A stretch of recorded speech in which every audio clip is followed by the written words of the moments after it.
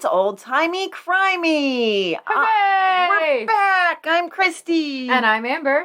And we have quite the tale to tell you today about the Millionaire Orphan. The Millionaire Orphan. Do you want to just dive right in? Yeah, let's do it. I kind of do, yeah, because this is quite the case. There's a lot here. And I'm going to be quoting a book by Virginia McConnell a lot in here, but I'm not going to tell the title because it's a little spoilery. So this is the William McClintock case, also known as the case of all the Williams. There's so many Williams. I actually started calling him Billy in my notes. Oh, same here. He's Billy throughout my notes, yeah. Because his father was William McClintock. His mother's name was Emma Catherine Nelson. And they had Billy in Chicago on April 3rd, 1903. Now, some stuff about his parents, because that is really important here. His father was what he called a retired capitalist. In the 1890s, he had married a woman who had herself been widowed and left a large fortune from her husband, who had been a lumberman and had owned a lot of real estate. So her husband died, and then eventually William McClintock met her and married her. He was around 36. She was 69. So a little bit of May-December action here.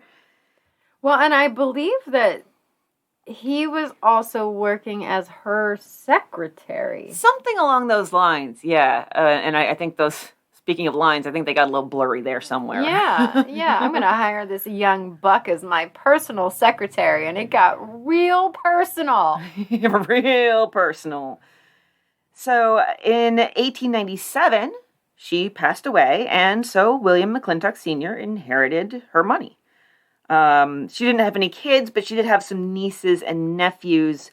They contested because she left the whole of it to William McClintock, amounting to, most newspapers said, about $600,000, which today would be $115 million received as compensation in 2023 dollars. Wow. So yeah, they said she was 74, she wasn't in her right mind, she was easily influenced at the time of her death, and really, I think he basically paid them some money or settled out of court to make them go away, and then he proceeded to build upon this fortune by investing in real estate.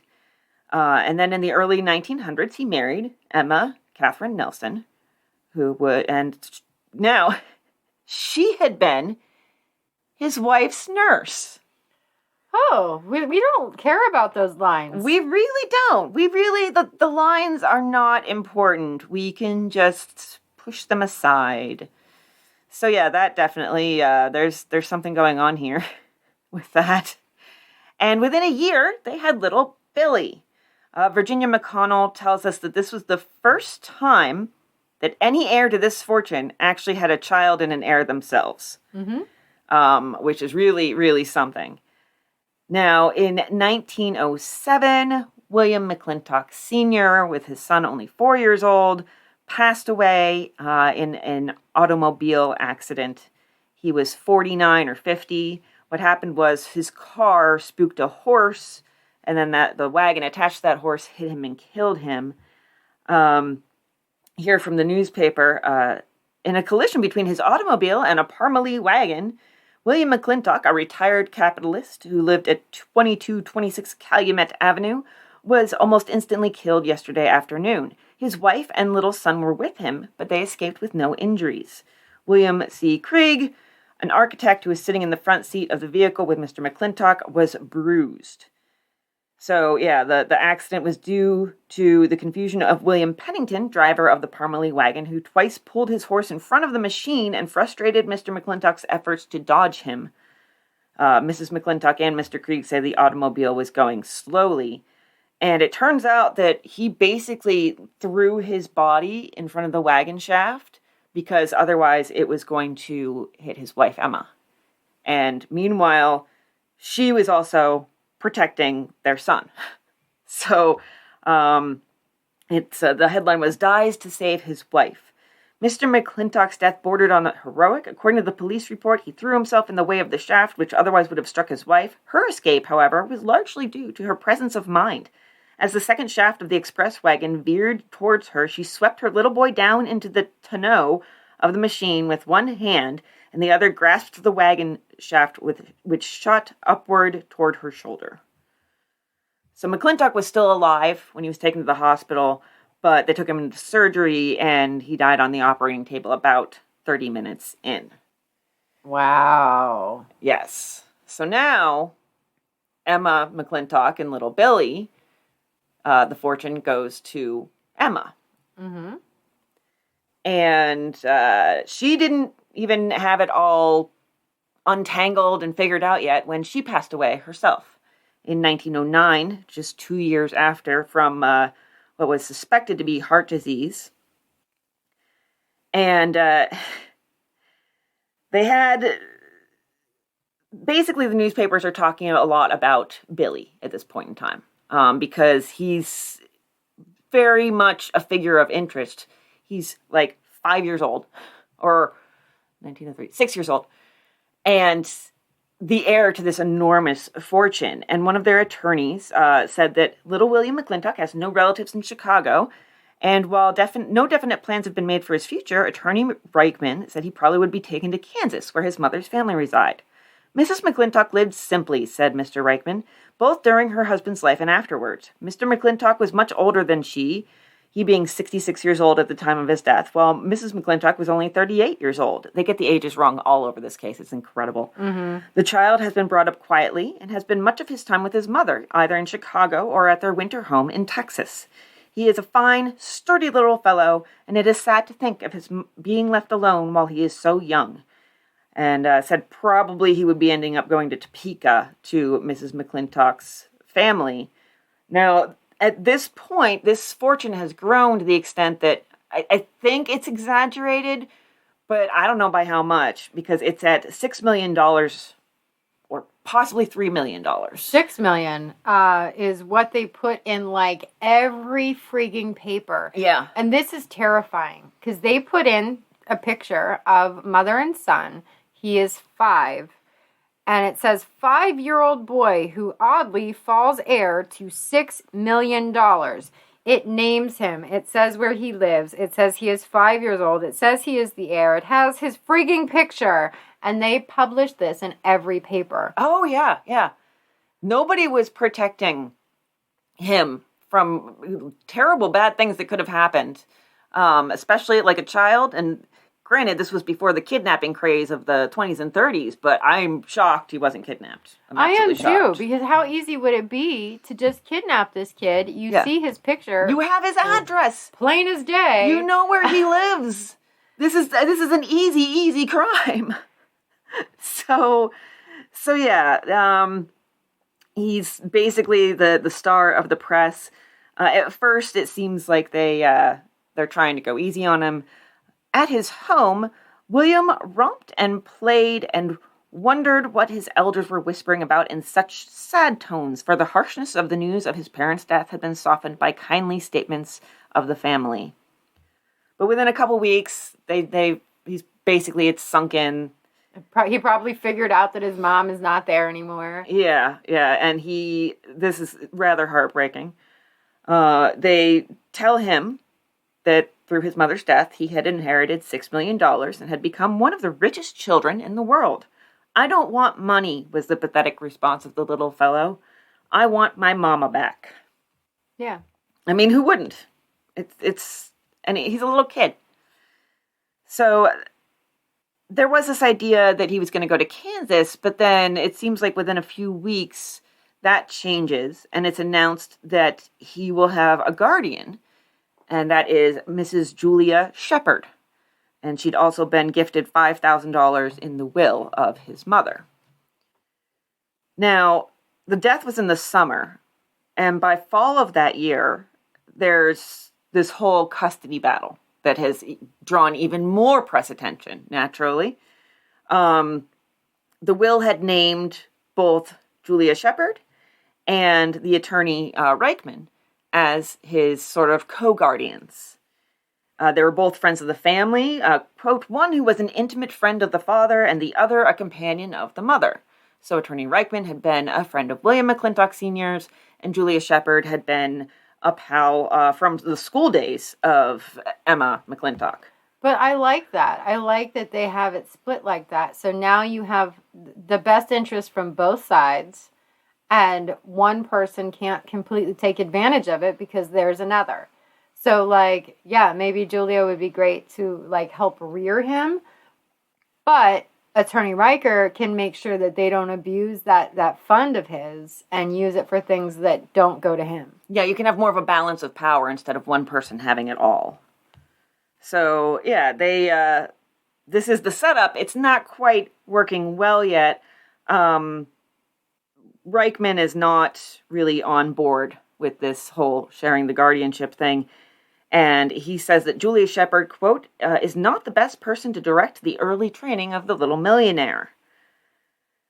Now, the Shephards are in their early and mid-30s. Reichman's in his 40s. So, age doesn't really have any factor there. And like I said, she is married. And she's married to William, of course, Darling Shephard. Some people call him Darl, which I hate.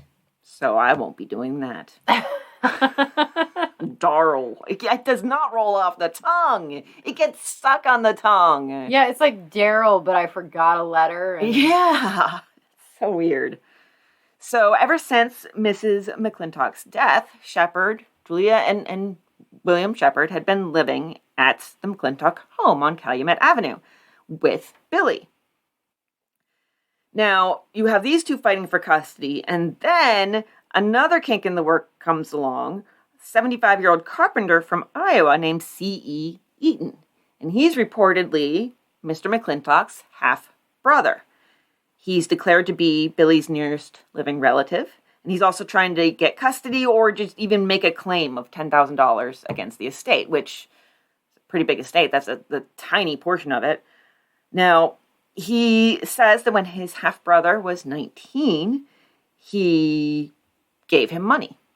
So he gave William money to go off and get himself started in life, get some education, start his business career. And it really seems like he made a good go of it. Married rich, that worked. And he said, C.E. Eaton said, quote, after my brother left me, I never knew what had become of him until I read that he had been killed in an automobile accident. He promised to repay me the money I spent for his education and what I furnished him later when he began his business career. He was lost to me for 40 years. So basically, William McClintock just took the money and ran off and then never contacted his brother again. Yeah, it seems like they were close. Yeah, and he helped you a great deal, basically gave you a start in life. I guess what they had discussed as payment would be William would come back home someday and take care of their mother, and he refused to do that, even though he had said he would. So, now, as far as the Shephards are concerned, here is this basically history of William Shephard. Okay, so we're going to learn a little bit more about him from basically the inquiry into this case. William Shephard, the woman's husband, was made to give in detail an account of his various occupations since he was a soldier in the Spanish-American War until he became a resident with his wife at the home of Mrs. McClintock and was employed to advise her in making real estate loans. Close inquiry was made into the kind of homes owned by Shephard's relatives in Indiana, where the boy was taken for visits during the summer. The Reverend George Balcom Shaw, pastor of the Second Presbyterian Church, who knew both Mrs. McClintock and her husband, testified in favor of Mrs. Shephard. The boy himself seemed to be the least interested of any in court. As much as it's kind of appalling how much attention is being put onto this child who can't understand what's going on, it also has its adorable moments. So I get kind of torn up about it. I'm like, well, on the one hand, that's a lot for any child to go through. But on the other hand, cute. Yeah. So they're really examining the Shephards' behavior with the money and their treatment of Billy.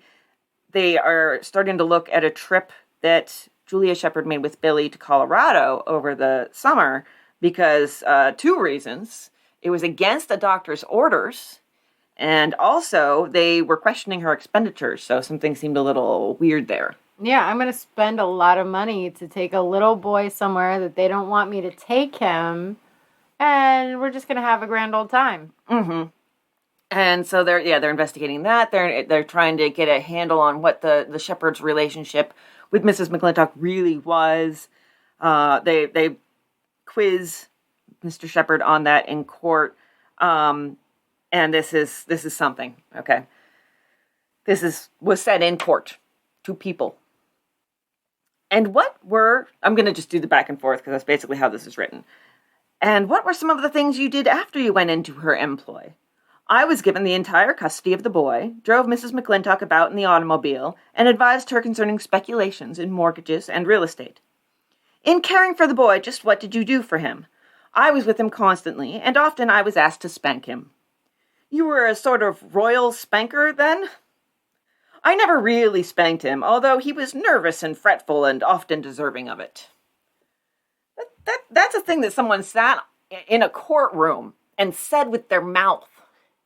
And that a judge gave custody of a young boy who was afraid of him. Yeah.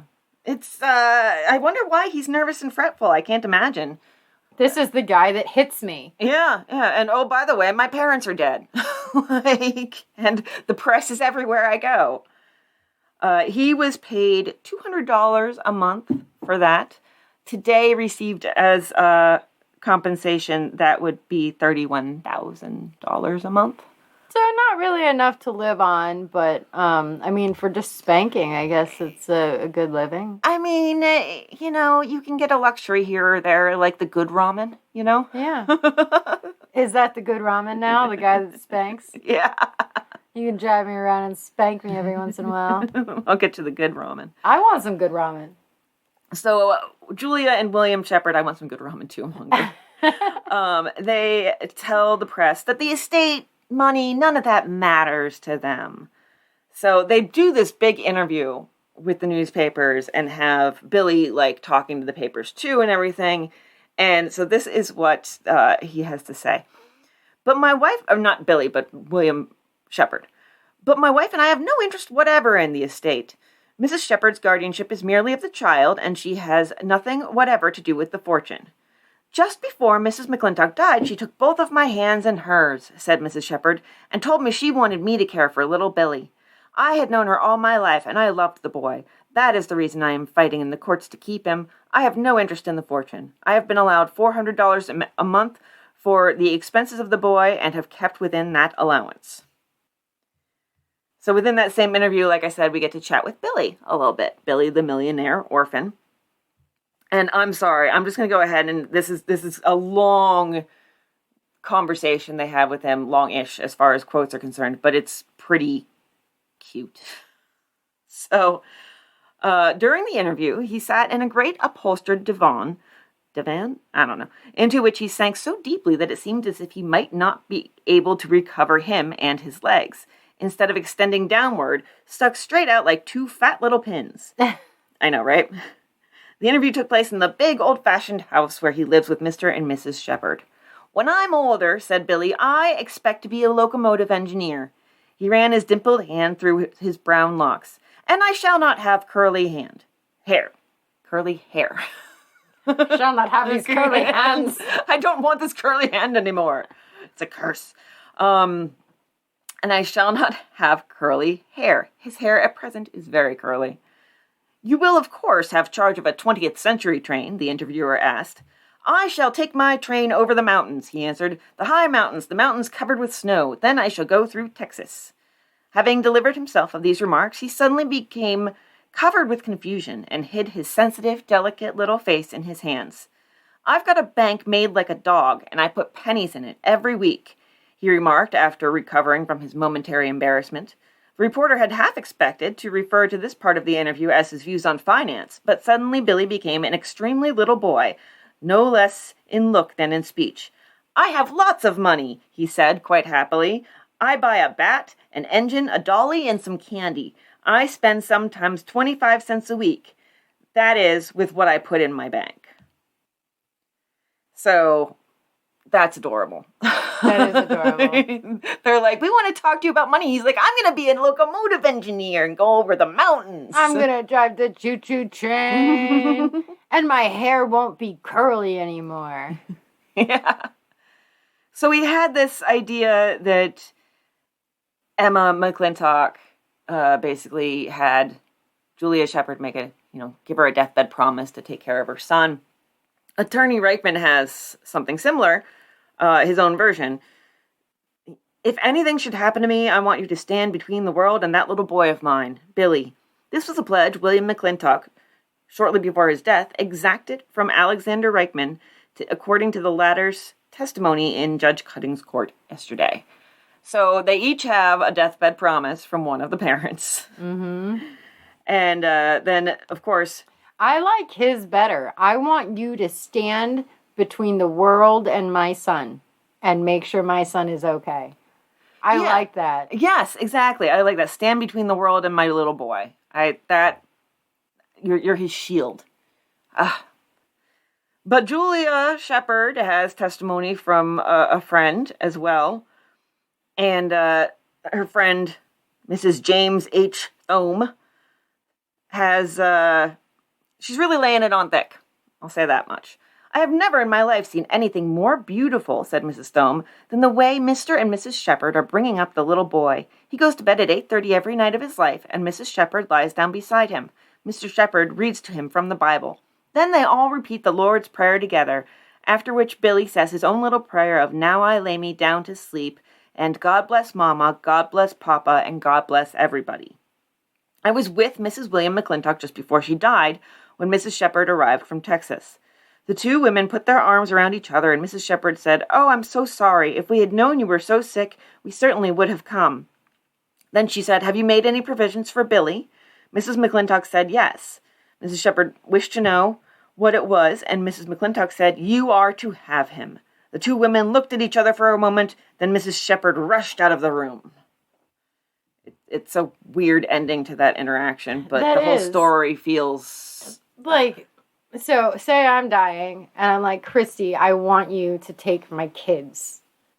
And then you're like, "Ugh," and then you run away. I'm going to be like, "All right, that's a no. Let me call Beast." Yeah, that's a pretty clear no, running away. Well, and I feel like if I did ask you to take my kids, you would run away. So, like, that's why I used you for that example. I mean, I love your kids, but yes, I absolutely would. Don't get me wrong. I love your children. Small doses. Small doses, yeah. Not living in my house.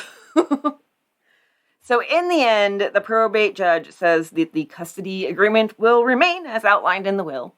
And he orders the Shephards to make one change. They need to move out of the Calumet Avenue home and get a place that's closer to Attorney Reichman. At the moment, they were about 30 miles apart. And Reichman lived in Kenilworth. So she gets physical custody, and he, the attorney, gets to direct the boy's education. So they both have, a say in some aspect of his life.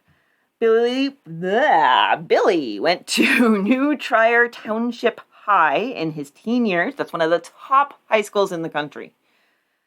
And it was there that he met the lovely Isabel Pope. She was his age, had blue eyes, blonde hair, and she was a bubbly, happy girl who would end up being voted most graceful girl in their class superlatives. Ooh. I know, most graceful girl. I've never even seen that as one of those.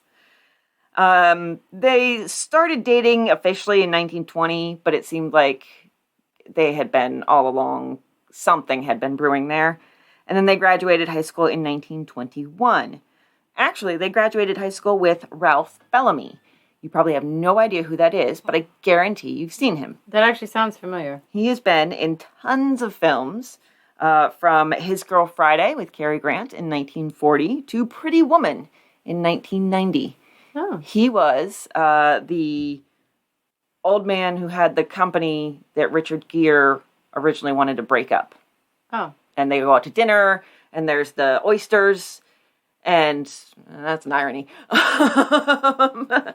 And, Julia Roberts, accidentally flings one of the oysters across the room, and she says, "Slippery little suckers." He's there. 50-year career. That's impressive. It's really something.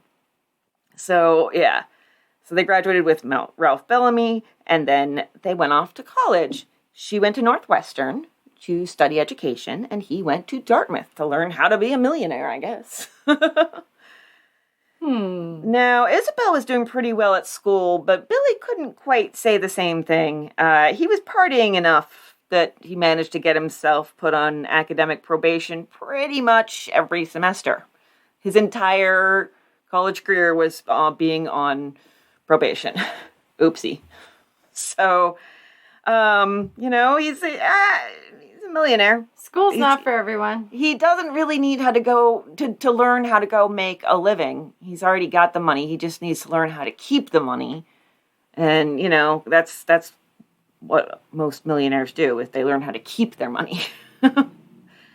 So, Isabel finished up at Northwestern, and she got herself a job teaching kindergarten, which is very cute. Very cute. And, it helps you kind of paint the picture of what kind of person she is. Because, just think of every kindergarten teacher you've ever known. Yeah, there you go. And you've got her pinned down. Yeah. So he would have been going into his final year at Dartmouth, but he decided to leave and started up at a business school in Chicago. Basically, he was going to learn how to manage the estate, how to keep the money. They got engaged. Everybody pretty much knew. It was a foregone conclusion, but it seemed like everybody was happy and celebratory. Now, they had discussions about getting married in the summer of 1925. Billy wanted to move the wedding up. Isabel, she wanted to get through at least one semester at her new job first, and at least have something of a career before settling down, because that was pretty much, again, a foregone conclusion. A lot of teacher contracts, actually, marriage could end them. Yeah. So that's it, So, but Billy really wanted to get married, so they compromised, and they changed it to February 1925. Now, these two were inseparable. They would commute together. He would pick her up in his car, and then she'd drop him at the train for his business classes. She'd take the car to her job, and then they both finished up around the same time, around 1 p.m., so they would have lunch and then have a nice afternoon to look forward to. It really does sound like a lovely life. That is lovely. Yeah. And if they were apart, they would send each other copious letters. Copious letters, multiple a day sometimes. She said in one letter, "I've had 3 letters from you today." And that's super sweet. It is. They really wanted to be part of each other's lives, and they were very much embedded in each other's lives and in each other's hearts. Getting sappy. Aww. So he turned 21 and came into his majority on April 3rd, 1924. And that was the day he signed his will, which in it he bequeathed to his affianced wife, Isabel Pope, $8,000 per year for the term of her life. And he said, "I make this bequest as a token of the love and affection I have for her, and as a proper protection for her until such time as our marriage shall be consummated." The arranging, then it says his executor is to arrange for this. And then all of the rest of his property, of whatever description, both real and personal, is then bequeathed to William Shephard. So basically all of it, but $8,000 a year. He even said, "I do not make a special bequest to my beloved foster mother, Julie W. Shephard, knowing full well that through this bequest she will obtain all the benefits thereof without the worry and care incident to possession of the property itself." And he also makes Shephard the executor. Which seems kind of like a bad idea, to have the executor also be the person who inherits everything. It's, yeah. Now, the estate is pretty much doubled at this point. And so there's just a lot here. And the reason for the $8,000 a year, if he were to die before he and Isabel could get married, was he wanted to give her something, but he didn't want to give her it all just yet, because he didn't want some other fellow spending his money. But basically, some other fellow spending this money is the theme of this inheritance in particular. Yeah. It's very much like it's been through person after person, family to family to family. It's a very strange trail to follow. So they officially announced their engagement in July 1924, and he's really straddling the line between childhood and adulthood in a way that we'd kind of recognize today. He's still living at home. That's technically his house anyhow. Like, Yeah. it's his house. It's not even just technically. It is his house. He owns it. And the Shephards are living there too. The thing is, though, that he, even though there were plenty of rooms, he's sharing a room with William Shephard. That's creepy. Strange. It's very strange. Basically what happened was he wanted to turn, Billy wanted to turn his bedroom into a game room of sorts with, a pool table and stuff so he could have friends over. And I guess Julia kicked William out of the room because of his snoring. So for some reason they were put together. I don't know why. Again, there's plenty. Really weird. It's really weird. And Shephard insisted on sleeping closest to the door too, which is a little bit monitoring your comings and goings, you know? Mm-hmm. So it is the fall of 1924. And one thing I have learned with this case is that fall is, for some reason, oyster season. I don't know what it is, but fall, I literally saw oyster season coming up in some newspapers where they have tons of oyster recipes. Oh, guess what? We're going to talk about oysters. Oh my God. I knew the recipe I picked out. As soon as I picked it out, I was like, yep, that's it. As soon as I saw it, I knew. It was vomit at first sight. Good. Looking forward to it. So in the fall, Billy starts feeling ill. He didn't really let it slow him down socially. He still went out and about and was getting home in the wee hours. Educationally, though, his classes were the first thing to go whenever he wasn't feeling well. I'm not shocked. I'm not surprised at all, and I can't blame him. Now, the Sunday before Thanksgiving, I can talk. I can say the right words. Words are hard, I understand. They are hard. Hair and hand, and then we've got summer and Sunday. So, Sunday before Thanksgiving, and Isabel puts her foot down. Because Billy is running a high fever. She doesn't think he should be out and about running around, so she takes him back to his house and sends him off to bed.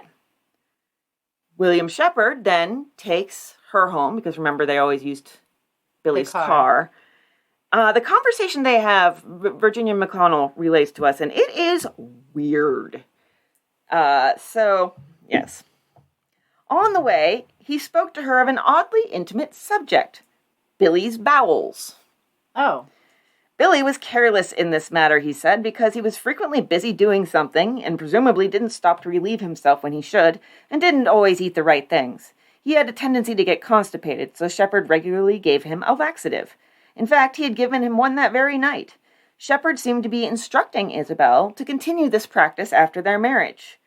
"We who love him must take care of him in this way." That's quoted as, William Shephard saying that.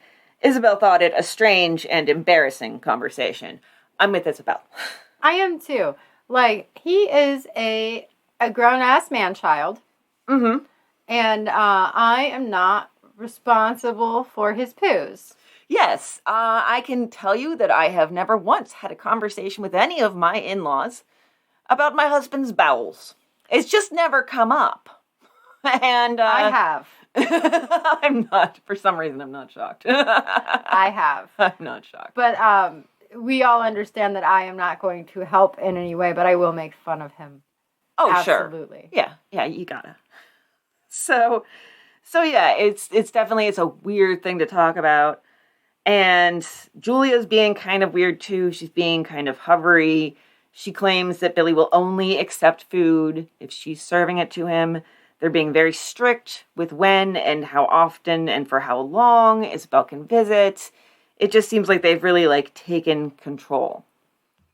Now, towards the end of the week, the doctor is starting to think that this is typhoid fever. He had the fever I mentioned before. He also had started experiencing delirium. His pulse and his respiration were high.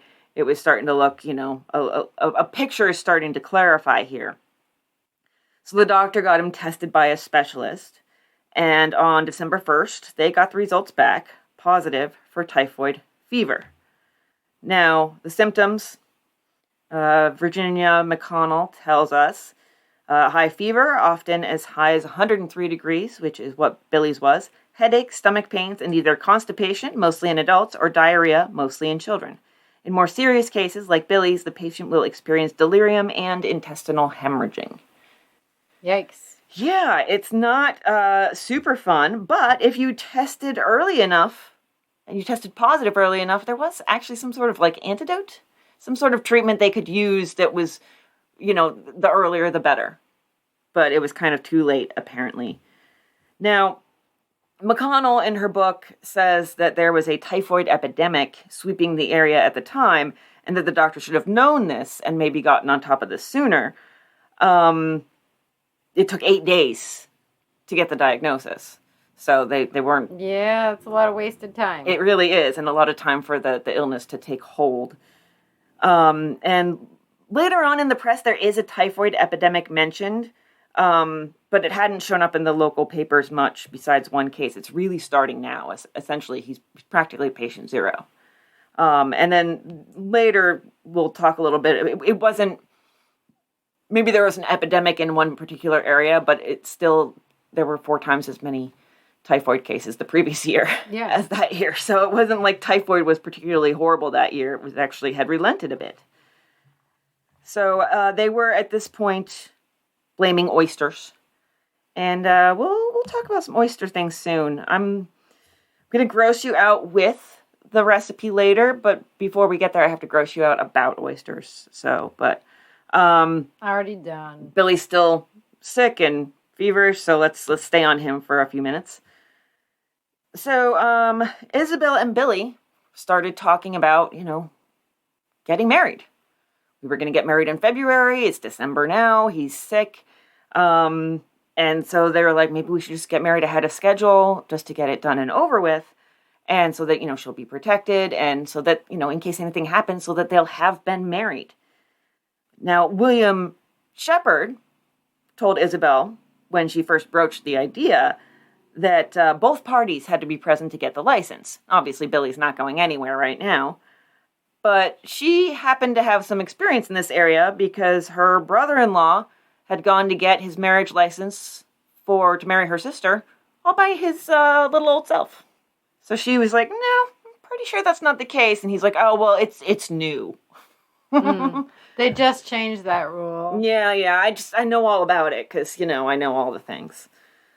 And Shepherd was like, well, don't you want a big wedding? And she's like, I'd prefer it if the groom was alive, or at least to be able to have a groom there. Yeah. And there's another weird aspect to it in that William Shephard and Julia Shephard had married kind of under similar circumstances. Like it was like a almost deathbed wedding, and he always said that like she saved his life.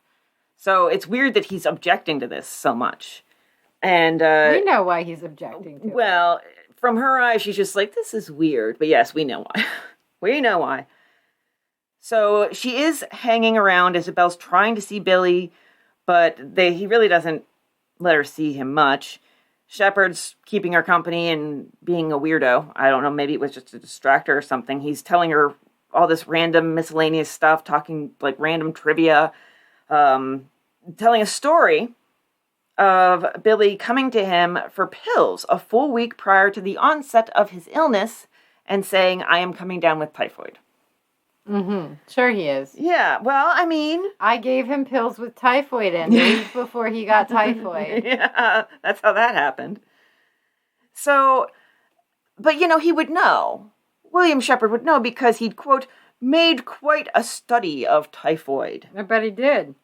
And I have this from... Been doing experiments for 3 weeks. Right? Maybe even years.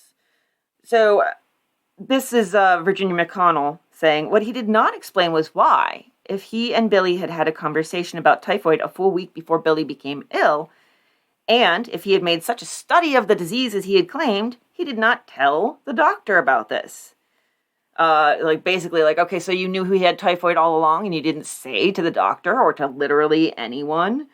And even, having discussed the constipation with her, and constipation being a symptom of typhoid, and Virginia McConnell says, the answer, of course, is that Billy most likely did not know that he had typhoid and never made any such statement. But Darrell Shephard knew it. Darrell. So McConnell also points out that not only did William Shephard not tell anyone, Billy, aside from supposedly mentioning to William Shephard that he had typhoid, didn't bother to tell the doctor attending him, which you would think he would. Why would he just tell his uncle and then be like, okay, I don't need to tell anyone else. Done. Just my little secret, I guess. So, but Shephard was sure talking about typhoid a whole bunch. Before mentioning typhoid to Isabel in that little conversation, he went to the bank and told a bank officer, hey, Billy has typhoid. He said the same to one of Billy's nurses around the time. This was before the diagnosis. Yeah, that is suspect. He's really attached to this whole idea of him having had typhoid, and he did have typhoid, but yeah, it's strange. I wonder how he knew. Yeah. Well, Isabel was not really taking this. She actually went downtown, I guess, probably, and got a marriage license on her own on December 2nd. On Tuesday, Miss Pope obtained a license to marry McClintock. He had been gravely ill, but had shown a slight improvement. They had been engaged since June, her parents said last night, but they would not explain on whose advice the girl applied for the license. And then there's a bit about how the Shepherds didn't have any objection, and they were preparing to have the ceremony with Isabel marrying him in his sickbed. And she really is, like, trying. This is her idea, like, and it's kind of inspired by William Shephard. She's like, I can save him, this will save him. Yeah, because he'll have something to look forward to. Yeah, he can fight with that knowledge. The Shepherds, despite what they said later, were pretty pissed and locked her out of the house. But then later on, they just blamed it on the, like, nurse and the cook. Like, they're kind of petty bitches. So, Billy is really not doing well at all. Typhoid fever is a pretty brutal disease, and he's got a really brutal case of it. I mean, it's just ravaging him. And so early the morning of December 4th, the Shepherds summon Isabel to come over because Billy is dying. She gets to the house, and the doctor takes her to Billy and declares him dead right then at 2:30 a.m., But a servant says he was dead already when they called Isabel. So of course, they're not going to let her see him if he has any breath left in him, because then they could get married. Then he could say, I do. Yes. So the newspaper says, death once more has snatched the McClintock millions from the heir who was about to enjoy them.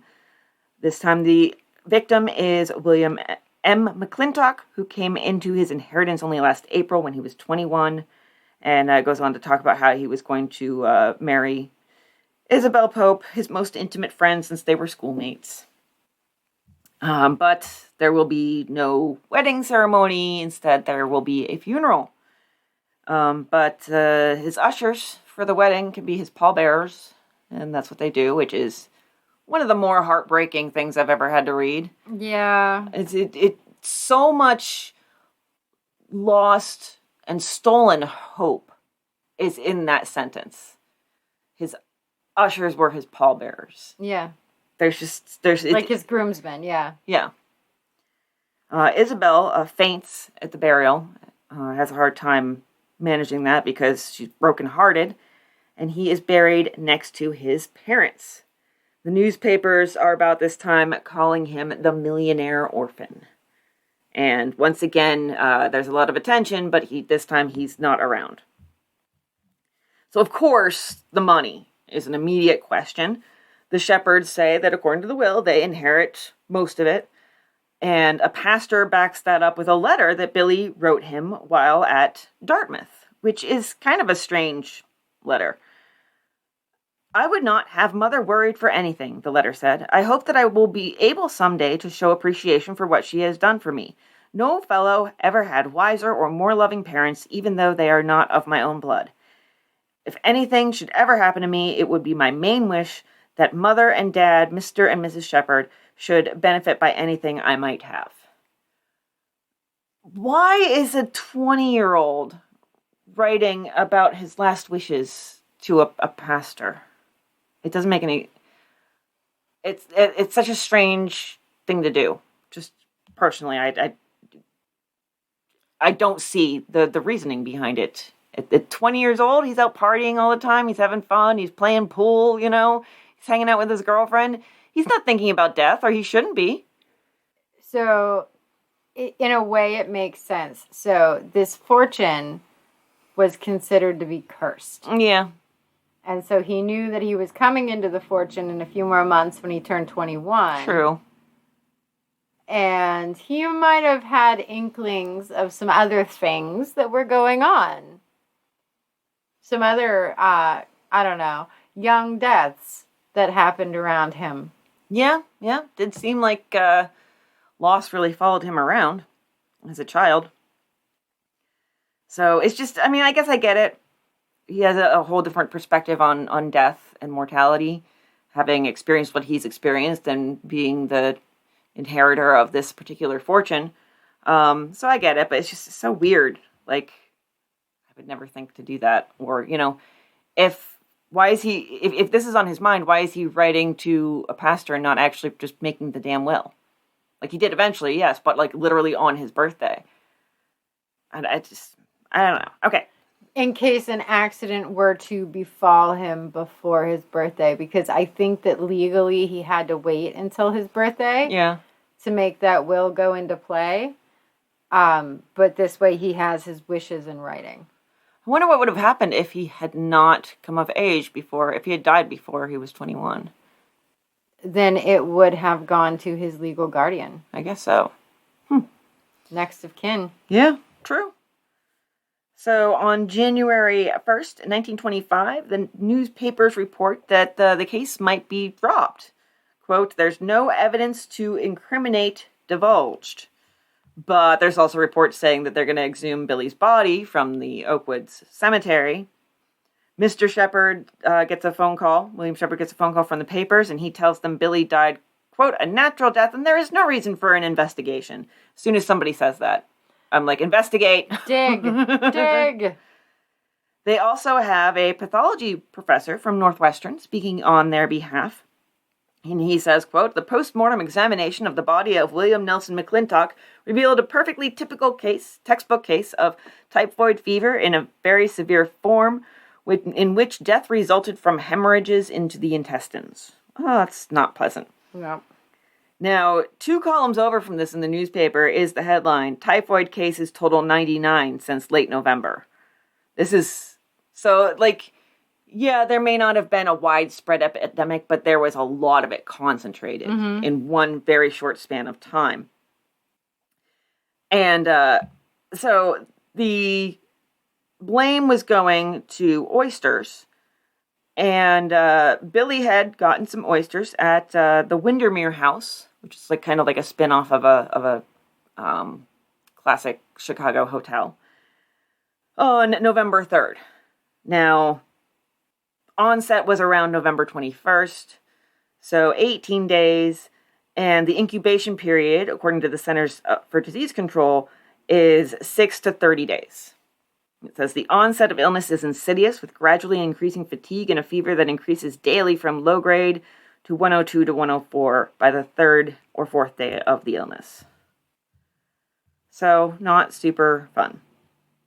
But when he had the oysters, so did Isabel, her cousin, and her cousin's fiancé. None of them got ill. But because of this, especially since there's been a death, they do trace the oysters. And they are Eastern oysters. And here we go. Let's find out where they came from and what's nearby. I have a feeling I'm going to love this. You're going to love it. Attachés of the department dispatched to New York discovered that quantities of oysters shipped to Chicago were taken from the Raritan and Princess Babe's beds, which lie in close proximity to the mouth of the Great Passaic Valley Sewer, discharging more than 100 million gallons of sewage daily. Yum. Yeah. And everybody loves eating those bad boys raw. Now, the Chicago Health Commissioner says almost all the cases represent wealth or an association with wealth. The proportion who lived or occasionally ate at exclusive hotels or restaurants is about 90% of the total. We have 99 cases of the disease. The normal expectancy for this period would be about 20 cases. So it's really hitting hard, and dear God. And oysters are so popular, and yeah, especially among the upper crust, in this time period.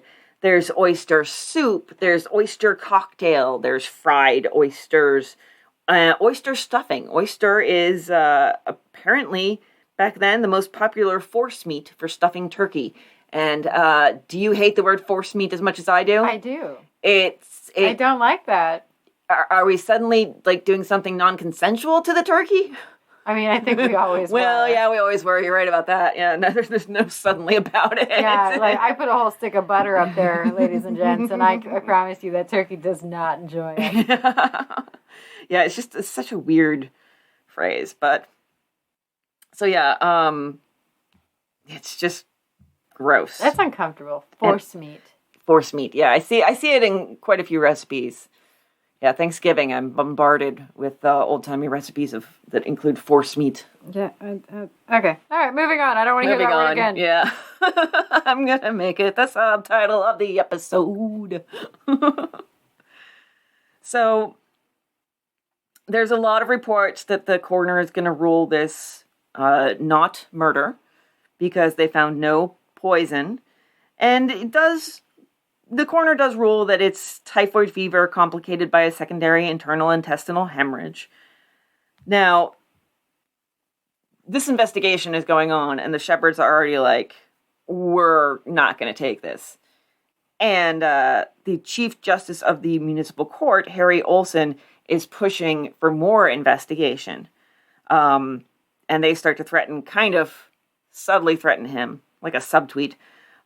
William Shephard says, I expect to take action to expose the motives of those who prompted this attack on me. Yeah, but do you know who Harry Olson was? Harry Olson was a friend of the McClintocks, might have even been engaged to Emma McClintock at one point before she was actually married, and the brother of a man who had died 3 years prior after visiting with the Shepherds, a doctor. Their family doctor, Oscar Olson. Yeah. So he had Harry Olson ever since then had been yeah, something's not quite right. And so now he's kind of taking his chance. So he explains it this way. Billy visited my brother 2 days before my brother's death. Dr. Olson was then recovering from a slight attack of ptomaine poisoning. He was declared out of danger. The next day, after Billy had visited with Dr. Olson for several hours, the Shepherds called for the first time in 6 years. They brought my brother fruit and asked if Billy had been talking with my brother the day before. I may add here that my brother had often told Billy he should assume control of his own affairs as soon as possible. At the time of my brother's death, as they were when Billy died, the Shepherds were living off Billy's money in his home and eating his food. The Shepherds remained at my brother's home for several hours, and just before they left, Mr. Shepherd was in the room with my brother alone, with the door almost closed for some moments. The doctor's death occurred the day after Shepherd had called on him. The doctor became rapidly worse after the visit. We even feared suicide at that time from poisoning because his illness had not warranted such a change. I do not know what we will find in my brother's body. 3 years is a long time, and I will not be satisfied until an examination is made. So he wants to exhume his brother's body. He also wants to exhume Emma McClintock. Billy's mom. There is some suspicion surrounding her death here as well. Yeah, as happy as the newspapers were to be oh, she died of a broken heart. I think a lot of people were that doesn't sound fucking right. Yeah, it was definitely a little suspicious. And She had died pretty soon after the Shephards came to work for her. And again, like I mentioned, he knew Mrs. Shephard, Judge Harry Olson did. And, quote, he said the burial was so hurried that he refused to act as a pallbearer. So he definitely clearly had some suspicions from the beginning. But William Shephard calls all this the ravings of a disordered mind. Mm-hmm. So Harry Olson also brings up questions as to the authenticity of Billy's will. Isabel is also talking. She's telling the state's attorneys that she'd been asked not to visit the Shephard home to see her fiancé, and that the Shephards turned cool on her after they were told that she wanted to marry Billy while he was sick on his deathbed. So, and there'd already kind of been... I don't think they had a fantastic relationship together. I think she saw some things that maybe Billy needed distance to be able to see. He started to kind of recognize that things weren't quite normal or optimal when he was away at Dartmouth. So kind of got more of a clear-eyed view of what was going on with his guardians and started to feel like maybe he shouldn't trust them. And there were people telling him he shouldn't trust them. Mm-hmm. Like his own doctor, for crying out loud. So Shephard is so sure of the outcome that he's not even going to stick around town for this. He just heads off to Albuquerque, where his wife is. Says, my attorney will take care of all my libel suits, because, I'm going to file libel against everybody who said a word about me. They exhume Emma McClintock's body 6 years after her death. No, it is not 6 years. It has been more than 6 years. Why do I have 6 years? She was 1909, this is 1914. 15 years! There you go. After her death, and they did an examination. They found enough mercury to have killed 2 people. So the coroner released a formal statement saying that that was death by intentional homicide. Now, the inquest was supposed to be closed in late January, but they extended it another month. The chief of police said that he had found, quote, important information which deserves careful investigation. And then some stuff comes out, these letters that were written by to a mysterious young woman, Miss Estelle Gelling. She was a nurse, and they were from one William Shephard.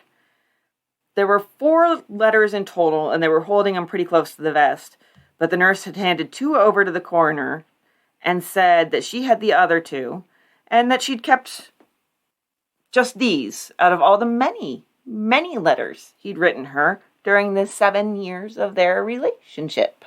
Ew. Yeah. Now, for his part, William Shephard says he honestly can't remember what's in the letters, even if they were love letters or not. That's a little bit... That's a little bit sus. I don't know what they would have been about. I have no idea. He just said, well, I kind of knew her as an acquaintance. She basically just threatened me for money all the time, and I told her to go away. And she says, no, they were love letters, and, quote, I had to put her in here because of all this.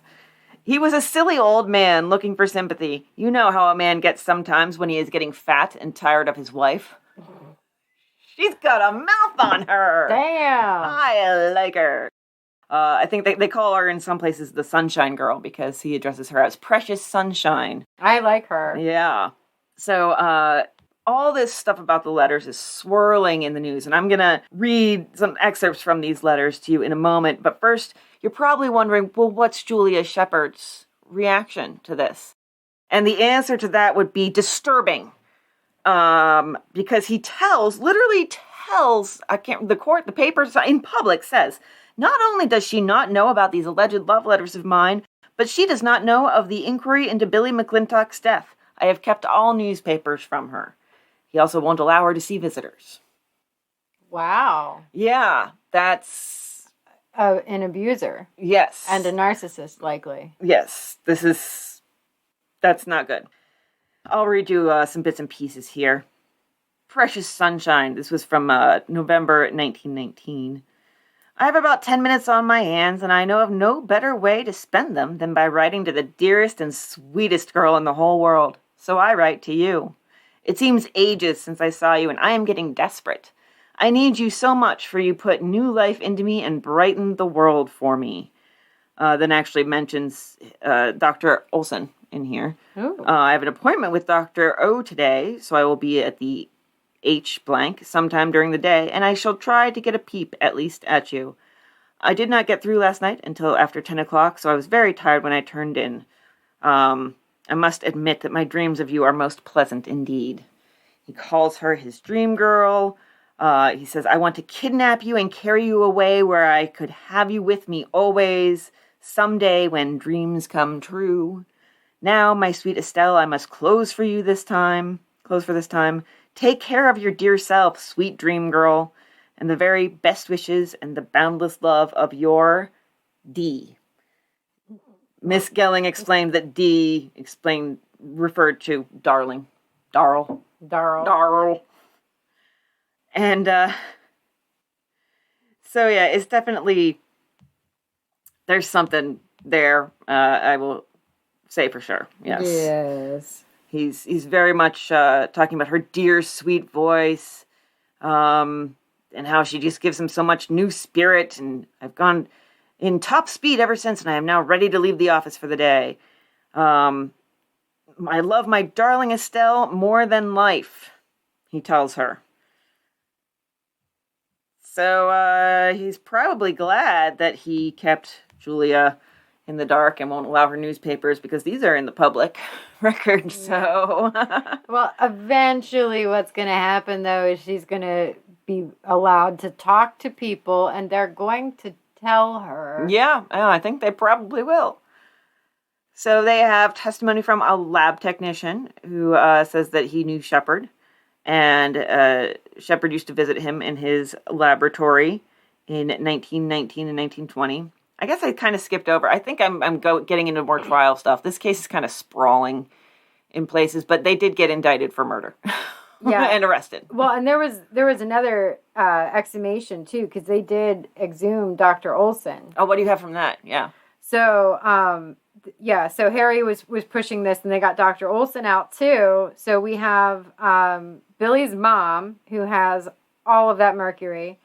And that mercury poison is usually administered 10 to 15 days prior to death. So that was about 2 weeks before she died that somebody had given her that. And then Olson was last seen alive with William Darling Shephard. And the coroner's inquest uncovered a bunch of interesting facts with that. So, they kind of, my notes have them tied together, like it was done around the same time. Yeah. So Shephard was seen giving a drink to Emma McClintock before she died. Shephard had once had a partner in a drugstore business in Salina, Kansas, and that partner also died under mysterious circumstances. Oscar Olson, Dr. Olson, he had toxic levels of mercury as well. And that there was was it a nurse? I gotta find it in my notes. But there was somebody that reported that that William had reached out to try to buy. Oh, it was typhoid germs, not mercury. I thought I had a note about the mercury, but Shephard had offered to buy typhoid germs. I can't talk either. Oh my God.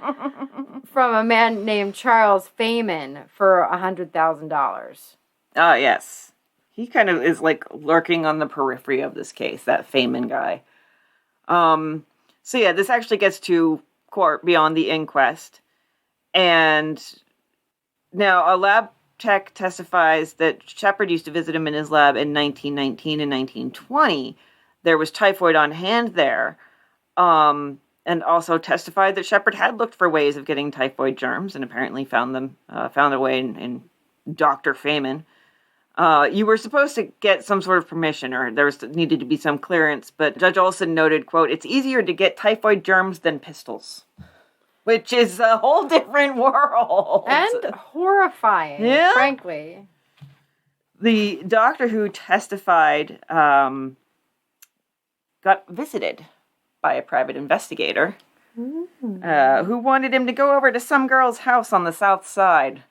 And the doctor was like, I'm going to call the judge about this. The PI admitted that he was tricking the doctor, but said he was sure that there was not going to be any harm come to him. Mm-hmm. Yeah. Mm-hmm. Sure. Everything's real shady.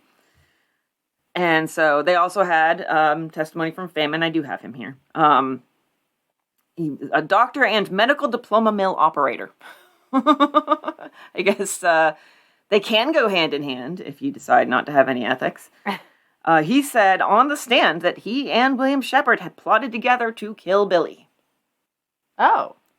Yeah, he did say that. So there's a bunch of testimony from servants of the Shephards who claim that Shephard had a secret laboratory in his home. Unfortunately, as McConnell tells us, the police were just incredibly lackadaisical and just really didn't give a shit during their investigation, so they didn't really find anything. Shephard did actually take the stand, and I'm so disappointed because it really was not the drama show that I wanted.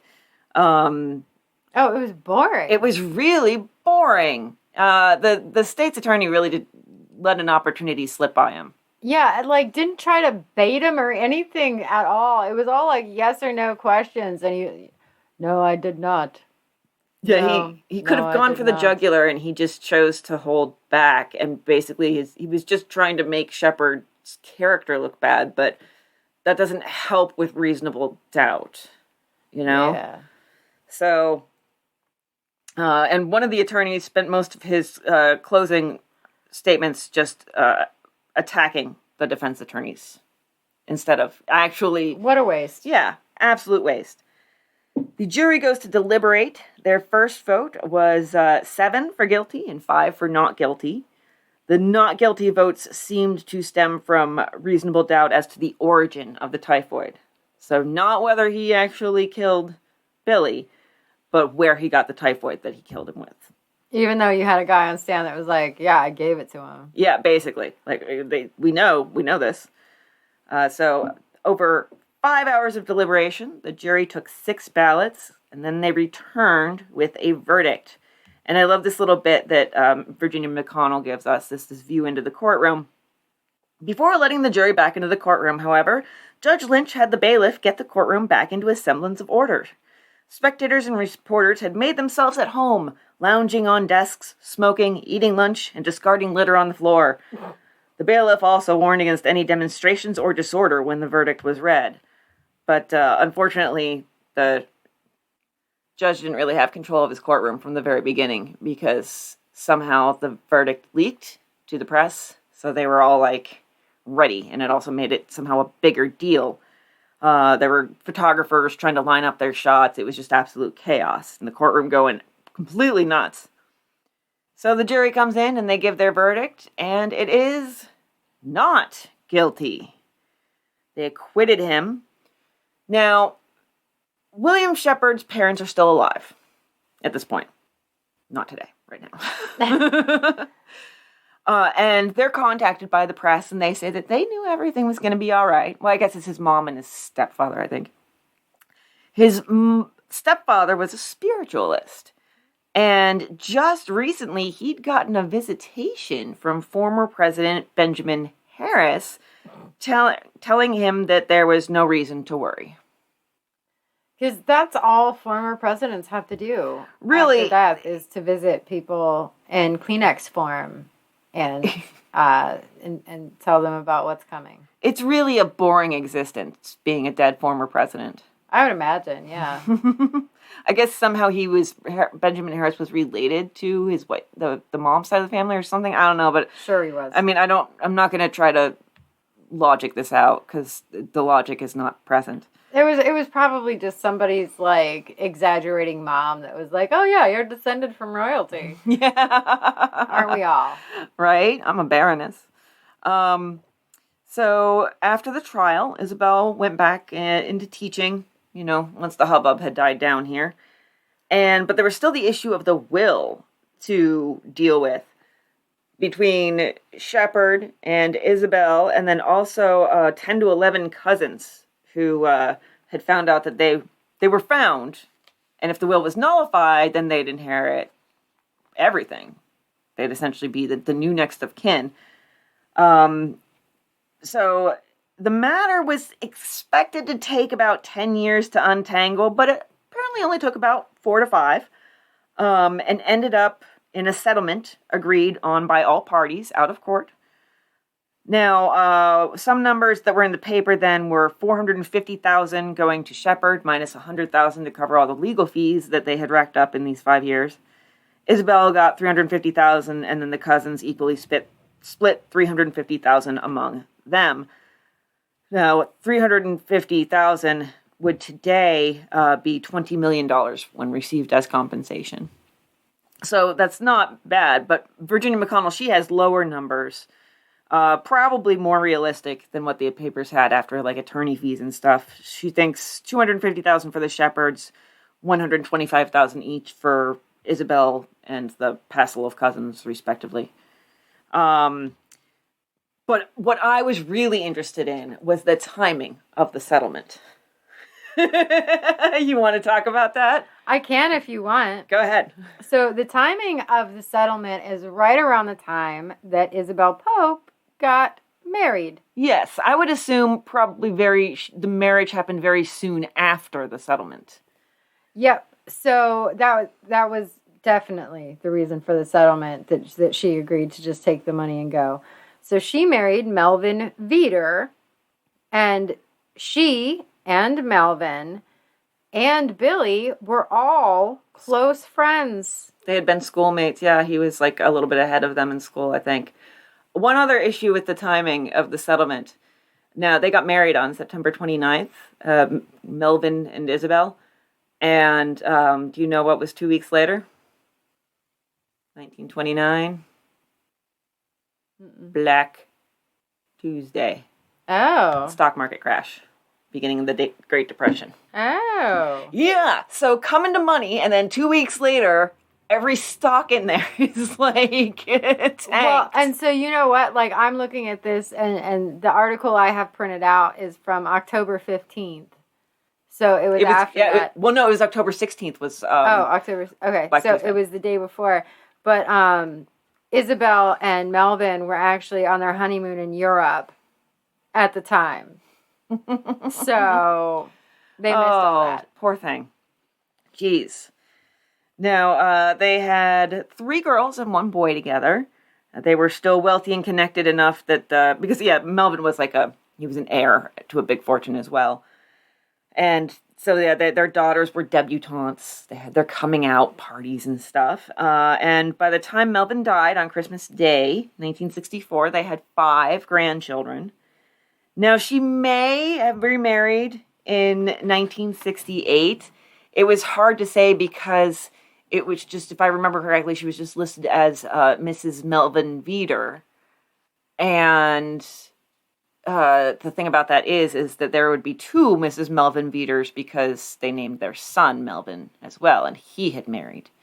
Yeah, so I had that she did end up remarrying and ended up as Isabella Pope Harrington. Okay, all right, yeah. See, that's what I thought too. I tried to find Findagrave, but I did get the information from Virginia McConnell's book that she died at age 94 at her home in California in 1997. Yep, that's actually, I matched that. June 5th, 1997, Santa Clara County, California. Mm-hmm. Now, it's got to be interesting growing up with somebody who's had this experience, this very unique experience and loss. And her daughters did tell McConnell that once they told the story about how she said, well, Billy went to college and then all of a sudden he started kind of thinking things weren't right, but she was never really specific about it. She didn't really talk about the case until their father passed away. There was at one point when there was the Chicago Tribune had a retrospective in 1950 on the case, which I could not find. It's mentioned in Virginia McConnell's book. That issue must not be digitized or something. I could not find it. Because we have the Chicago Tribune on newspapers.com. 1950 is there. I don't know. Yeah, I did not see that. So, yeah, I didn't either because I was like, that would have been really useful.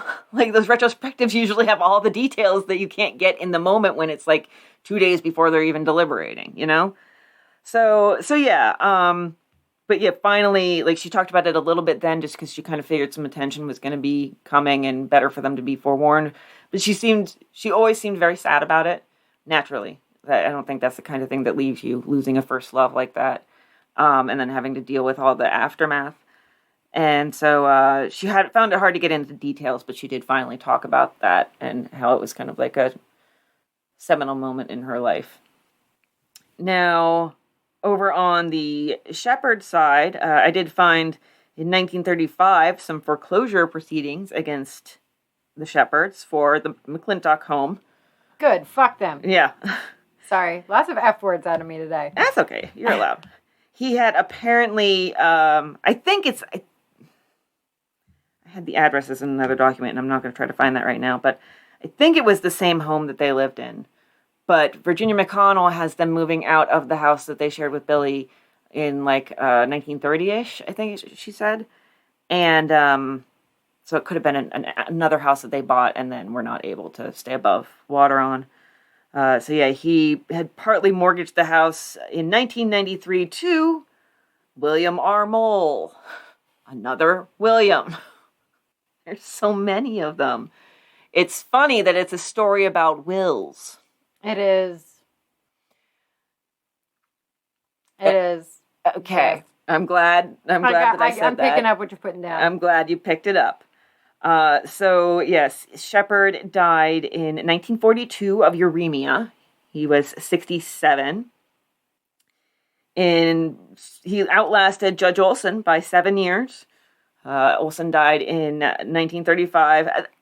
I approve of him trying to find justice for his family, but I'm also fine with him dying because he was a big fan of eugenics and was about to have someone to really cheer on. Oh, yeah. Yeah. So, Attorney Reichman, he died in 1948. So when William Shephard died, Julie Shephard received all of his portion of the inheritance. So how much was left?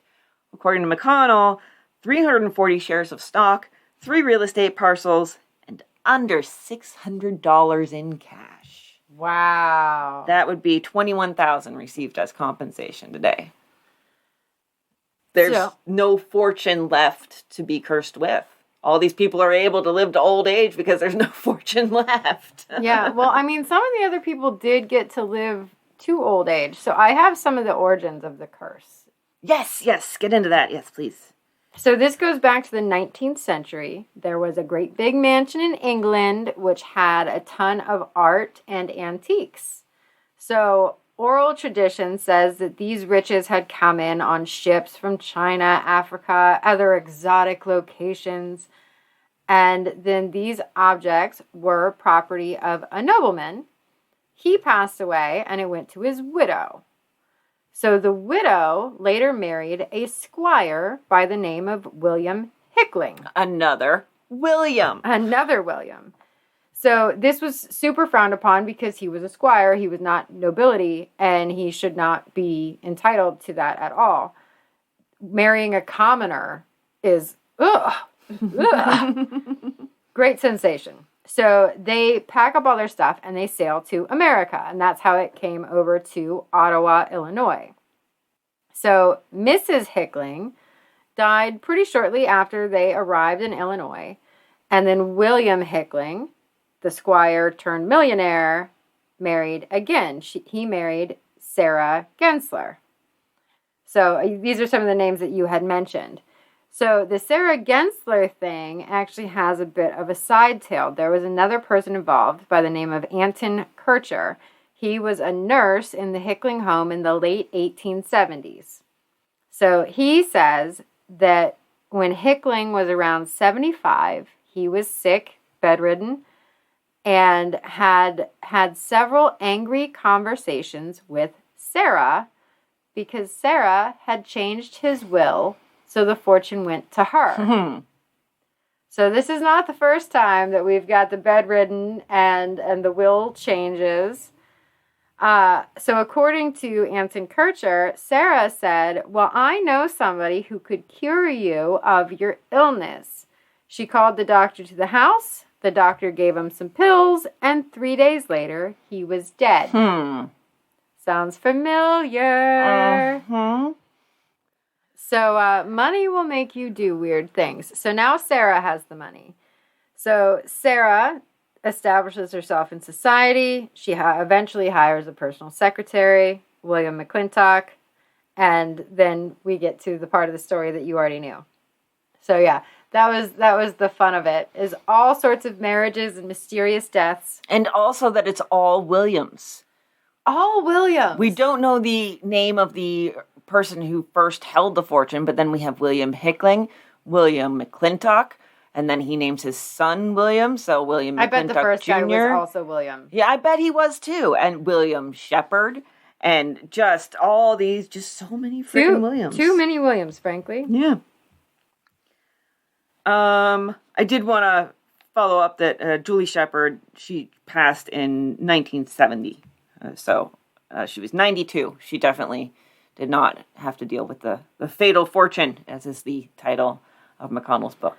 And McConnell, at the end, she does a really beautiful job of summing up and sort of analyzing every aspect of the case in order to come to a conclusion of, were they guilty? And her conclusion is, there's just too many coincidences. There's just too many things, and too many things that weren't investigated. And her conclusion is, yeah, we pretty much know it was absolutely committed by the Shephards. Well, and you know what? It even makes me pissed at our lawyer friend, Rickman. I knew it was an R.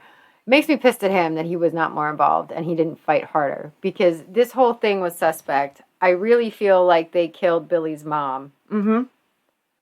And I mean, because she was, frankly, she was out there, and she was now a widow, so she didn't have a husband to protect her. She was a single mom, so all of her focus is going to be on her child and not her own safety, because that's not going to be her concern. And she has these new friends that just storm into her life, and they're like, we'll take care of you forever. And then that person has a friend that was like, oh, I was there. She said that she totally wanted us to take care of her son. Yeah, like that's what her deathbed wish was. It's like, the whole thing is suspect as hell. It really is, yeah. I agree. Yeah. There's just so much shadiness here that they should make this a tree and plant it. It would keep us all cool. Yeah, but I definitely think the Shephards were the... I'm glad they lost the fortune. The fortune is no longer cursed. Yes. And the Shephards are dead. Mm-hmm. So, speaking of cursed, oyster salad. Oh, yeah, you're going to do this to me.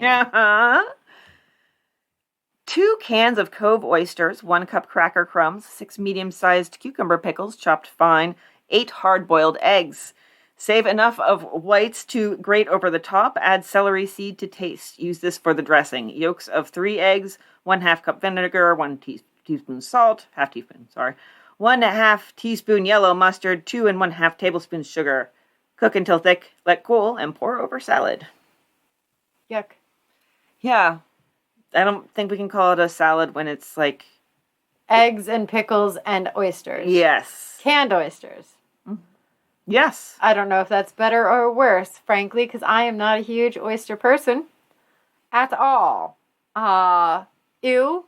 No thanks. What's happening with these cracker crumbs, too? Oh, you put cracker crumbs in everything.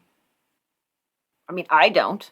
Well, back then they did. Oh, yeah, like a filler. Yeah. A filler, a topping. Yeah. For texture. Every single casserole had some cracker crumbs on top. Don't you know? Oh gosh! So there's your oyster salad. That was in one of those newspapers that does like a recipe competition. So was the competition what's grosser than a tuna casserole? You would think, but no. There was an oyster casserole. So, yeah. And this wasn't even the first place. This was an honorable mention. Well, thank you for that. I'm now no longer hungry. Same. So that will certainly prevent me from overeating. I'm just going to think of pickles and oysters and that many freaking boiled eggs. Why so many? Why 8 hard-boiled eggs? That's excessive. That's a lot. Like, unless it's an Easter egg hunt, that's too many. Or you're giving someone the 3rd degree. I have to tell the inside joke now because I can't be one of those people. Over on the Patreon, we had a case that Amber told me about where, as part of the interrogation, one of the methods used in the 3rd degree to try to get the suspect to talk was putting hot boiled eggs in the armpits. In his armpits. Yeah, buddy. I told her I was done. That broke me. Guess what? He confessed. It's the Dot and Jeremy Bear me. It broke me. Yeah, you would confess too if somebody was shoving hot eggs under you. What the hell? I'm still just uncomfortable. Anyhow, if you want to come over to the Patreon, you should, because Amber tells me stories about bizarre things that people do. Yes? Would that count as force meat? Oh, God, that might be force meat. Yep, I'd say that's force meat. Yup. Full circle. We did it. We tied it all together. So yeah, patreon.com/oldtimey crimey. Link is in the show notes, and we have a lot of fun. I told Amber a story today of a Icelandic murder, and so there was lots of fun names. Lots of fun names. Yes. So yeah, and I think I honestly can't remember. Speaking of patrons, we might owe a shout out. So I'm gonna go through like the last couple people who joined the Patreon, and that would be Marie Zimmerman and Lindsay Whittemon. Hi, Marie. Hi, Lindsay. Hello, and welcome. We hope you're enjoying the many, many bonus episodes available there. Some real fun ones. I always kind of look at that as like, oh, our little goofing around memories. So, don't... You know what? I'm going to stick with don't put hot boiled eggs under people's arms. I'm just going to stick with that. Don't accept pills or beverages from somebody you don't really know or trust.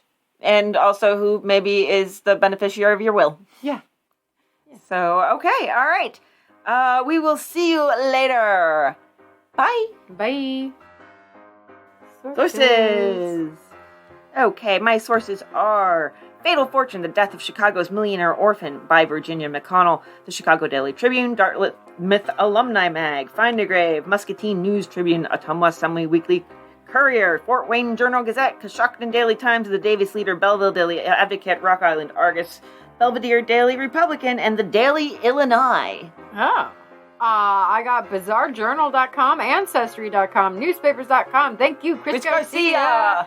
Weekly Galt Gazette? I might have a misspelling in there. I don't know. The Morning Herald, Rock Island Argus. I'm going to go check the Weekly what? Wait the fuck? Morning Herald? No, Weekly Galt Gazette. Okay.